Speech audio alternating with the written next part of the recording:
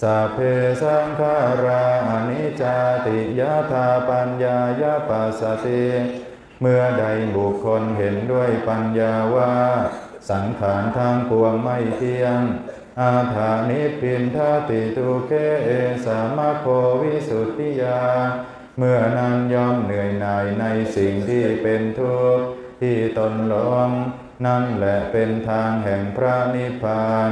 อันเป็นธรรมหมดจดสัพเพสังขาราทุกขติยถาปัญญายปัสสติเมื่อใดบุคคลเห็นด้วยปัญญาว่าสังขารทั้งปวงเป็นทุกข์อาถานิพพินทติทุเค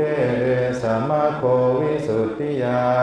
เมื่อนั้นย่อมเหนื่อยหน่ายในสิ่งที่เป็นทุกข์ที่ตนหลงนั่นแหละเป็นทางแห่งพระนิพพานอันเป็นธรรมหมดจด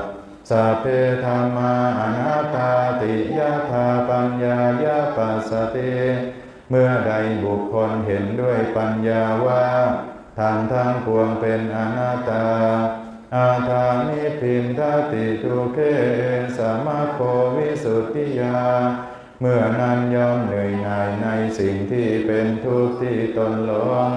นั่นแหละเป็นทางแห่งพระนิพพานอันเป็นธรรมหมดจด